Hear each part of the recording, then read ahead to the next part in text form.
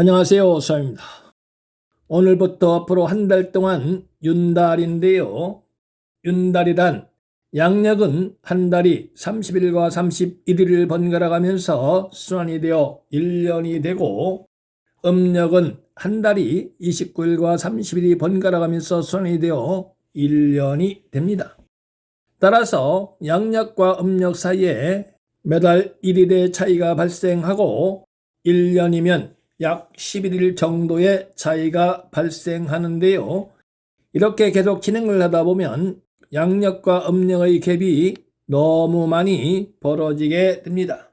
예를 들어서 양력 7, 8월이면 한창 더운 여름이고 12월과 1월은 추운 겨울인데요.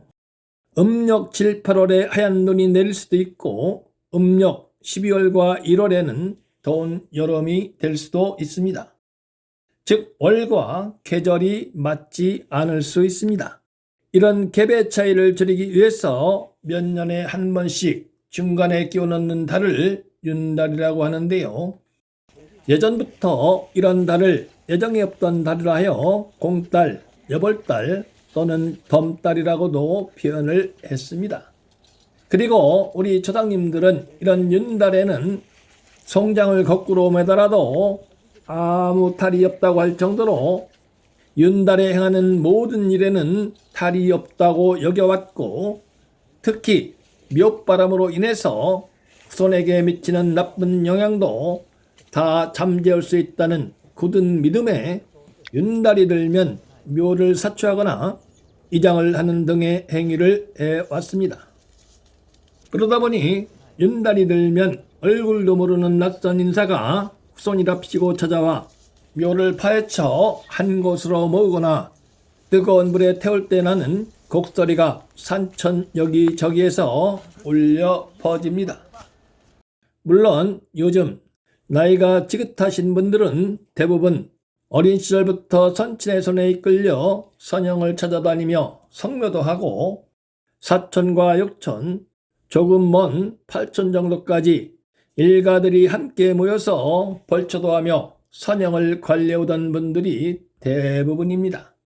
그런데요, 요즘은 일가들이 전국 각지에 뿔뿔이 흩어져 바쁘게 살다 보니 서로 연락도 안 되고, 심지어 연락이 된다 하더라도 집안의 대소사시에 잘 오지 않는 일가들이 많습니다. 그러다 보니 그동안의 선영을 관리해오던 분들이 이제 내가 죽으면 누가 그 많은 선영을 관리할까 싶어서 집안마다 걱정과 고민을 하시는 분들이 많습니다. 그런 고민을 하시던 분들이 윤달이 되면 곧인 인생길을 마감하고 산중에서 육신을 편히 뉘고 쉬고 계시던 조상님들의 단잠을 깨워서 한 곳으로 모아 집단묘역을 조성하거나 뜨거운 불에 태워 쇠절구에 넣고 빡빡 찧어 가루로 만들어서 산골장, 즉 강물이나 바다 혹은 자연에 흩어버리는가 하면, 또 어떤 이들은 살기와 냉기가 흐르는 답답한 돌 속에 집어넣거나 수목장을 한답시고 나무 밑에 묻기도 하며 한 40cm 정도 파고 그냥 땅속에 묻고 그 위에 돌판을 올려놓기 일쑤인데요. 이런 행위를 하고자 할 때는 깊게 한번 고민을 해봐야 합니다. 제일 먼저 각지에 흩어져 있는 묘 중에서 소위 명당에 있는 묘를 파묘를 해서 명당에 미치지 못하는 곳에 조성한 집단묘역으로 이장을 하면 마이너스 요인이 발생하므로 집안에 변고가 생길 수 있습니다. 또한 명당에 있던 묘를 파묘해서 화장을 하는 것도 마이너스 요인이 되므로 역시 후손에게 화가 미칠 수 있으므로 이러한 일을 행하고자 할 때는 반드시 전문가의 감정을 받아본 후에 신중하게 결정을 하셔야 합니다. 그러지 않으시면 나중에 큰 낭패를 당할 수 있습니다. 저는 풍수인의 한 사람으로서 가급적이면 설령 관리를 하지 못하더라도 현재 그 자리에서 그대로 자연으로 돌아가게 놔두는 것이 가장 좋다고 생각을 합니다. 그리고 두 번째, 묘를 파묘해서 한 곳으로 모기로 하였다면 이 점은 꼭 유념해서 실행을 하셔야 나중에 낭패를 보지 않습니다. 예전부터 우리 조상님들은 육신을 매장할 때 어떻게 하면 빗물이 광중으로 침투하지 못하게 할 것인가에 대한 고민과 그에 대한 연구를 수백 년 동안 실험을 걸쳐서 해 오셨습니다. 그러나 요즘은 자리에 대한 고민은 가끔 하시는 분들이 계시지만 빗물이 광중으로 스며드는 문제에 대해서는 무관심한 듯 합니다. 그리고 요즘은 장례법이 하도 까다롭다 보니 평장을 하시는 분들도 가끔 계시는데요. 묘지의 봉부는 유골을 연치한 장서의 표시이기도 하지만 비가 올 때 광중으로 물이 스며들지 못하도록 좌우로 분수를 시켜주는, 즉 우산의 역할도 하는 것입니다. 그러므로 봉분을 짓지 않고 평장을 한다는 것은 비가 오는 날 무방비 상태로 놔두는 것과 다름이 없어서 유골을 매장한 지하 광중으로 빗물이 스며들 확률이 훨씬 높습니다. 초장의 유골을 아무리 좋은 명당열지에 모셨다 하더라도 시신을 안치한 광중으로 물이 스며들면 시신이 고통받는 결과에 따라서 후손에게 미치는 긍정적인 영향이 반감이 되거나 오히려 흉으로 다가올 수도 있다는 것을 아셔야 합니다. 어떤 분들은 수맥이 있어서 시신을 안치한 광중으로 물이 스며드는 것이라 하시는데요. 이는 100% 거짓말입니다. 즉 수맥의 진실을 호도하는 것입니다. 시신을 안치한 광중으로 스며드는 물 중에서 가장 비중이 높은 것은 지상으로 내린 빗물입니다. 그 다음이 습을 머금고 있는 흙, 즉 초목이 뿌리를 받고 사는 축축한 부토가 머금고 있던 물이 땅의 층과 층 사이 결을 따라서 지하로 스며드는 물이라 할 수 있는데요. 이러한 물들은 수맥과는 아무런 관련이 없는, 즉 100% 지상에서 지하에 신을 안치한 광중으로 스며드는 물입니다. 그래서 옛 어른들은 지하에 신을 매장할 때 수백 년 동안 오랜 경험을 토대로 생석회를 써서 광중을 지어 지상으로 떨어진 빗물이 시신을 안치한 광중으로 스며들지 못하도록 방비를 하였는데요. 생석회가 굳으면 시멘트처럼 아주 단단하기 때문에 수렴, 즉 지상의 물이 지하 광중으로 스며드는 것을 방지할 수 있고, 목념, 즉 나무뿌리가 광중으로 파고드는 것도 방지할 수 있으며, 축념, 즉 뱀이나 쥐 같은 동물이 동면을 하기 위해서 광중으로 들어가는 것도 방지할 수 있습니다. 또한 생석회는 살균작용을 하기 때문에 시신이 부패하면서 생길 수 있는 벌레나 모렴, 즉 머리카락처럼 길게 자라는 곰팡이가 생기는 것도 방지할 수 있습니다. 이렇게 생석회를 써서 광중을 지으면 장점이 상당히 많은데요. 생석회를 써서 광중을 지으려면 일이 많아서 시간이 조금 더 걸리고 그에 따른 비용이 조금 더 들어갑니다.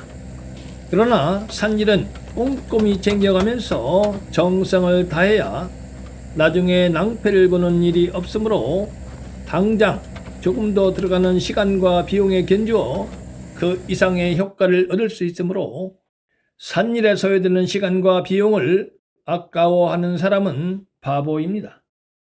세 번째, 묘를 파묘해서 화장을 하기로 하였다면 유골을 수습해서 가급적이면 정부 허가 화장장으로 가셔서 화장을 하십시오. 파묘를 한 후 산에서 가스불로 화장을 하면 온도가 제대로 올라가지 않아서 DNA가 제대로 파기가 안 될 수 있습니다. 그러므로 반드시 화장장에 가셔서 화장을 하시는 것이 좋습니다. 그리고 화장을 하면 자연으로 빨리 돌아갈 것이라 생각들을 하시는데요. 이는 천만의 말씀입니다. 유골은 칼슘과 인으로 구성이 되어 있어서 사체를 그대로 지하에 매장을 하면 짧게는 100년, 길게는 200년이면 자연으로 완전히 돌아갈 수 있습니다.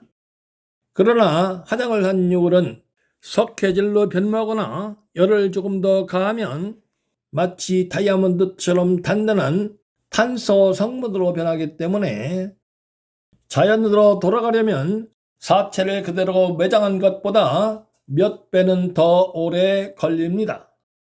그런데요, 요즘 유골함을 매장하는 것을 보면 약 40cm 정도 파고 유골함을 넣고 흙으로 대메우고 그 위에 돌판을 올려놓는데요. 이렇게 하면 지하에 매장한 유골함으로 100% 물이 스며들 수밖에 없습니다. 유골함으로 물이 스며들면 유골이 썩어서 심한 악취가 나기도 하고 곰팡이나 벌레가 생기기도 합니다. 그러므로 유골함에 물이 스며들지 못하게 방비를 잘 해야 하는데요. 풍수지리학적으로 길지에 유골을 매장하면 금상첨화지만 그렇지 못하더라도 조상에 대한, 부모님에 대한 최소한의 예의나 측은지심이 있다면 지하에 매장한 조상님의 유골함에 물이 스며들지 못하도록 방비를 잘 하셔야 합니다. 화장한 유골함도 다음과 같은 방법을 써서 땅속에 묻으면 물이 스며들지 못합니다. 즉 땅을 약 1m 정도 가급적이면 좁게 파고 그곳에 생석회와 흙을 1:1로 섞어서 잘 섞이도록 배합을 해준 다음에 물로 질게 개어서 깊게 판 땅에 채우면서 꼭꼭 누르면서 다져 넣은 후 유골함을 안치할 정도의 공간을 다시 판에도 대고 영상과 같이 기구를 사용해서 유골함을 안치할 공간을 만드셔도 됩니다. 유골함이 들어갈 정도의 공간이 만들어졌으면 혹시 밑으로 스며든 물이 있다 하더라도 역류하는 것을 방지하기 위해서 맨 밑부분에 흙을 약 20cm 정도 채우고 그 위에 유골함을 안치하고 빈 공간을 다시 곤 흙으로 채운 후 맨 위쪽을 다시 생석회를 배합한 흙으로 약 20 내지 30cm 정도 덮고 꼭꼭 눌러 다져주면 지상으로 떨어진 빗물이 유골함에 닿지 않습니다. 앞에서도 말씀을 드렸지만 조상님에 대한 최소한의 예의나 측은지심이 있다면 조금 귀찮고 시간과 비용이 조금 더 들더라도 꼼꼼히 챙겨가면서 정성을 다해야 합니다. 오늘은 윤달에 행할 수 있는 이장 시 주의할 점이나 화장 시 주의할 점 등을 말씀드려 봤습니다. 요즘 은풍이 솔솔 불어오는데요. 구독자님들의 가정에도 따뜻한 기운이 가득하시길 기원합니다.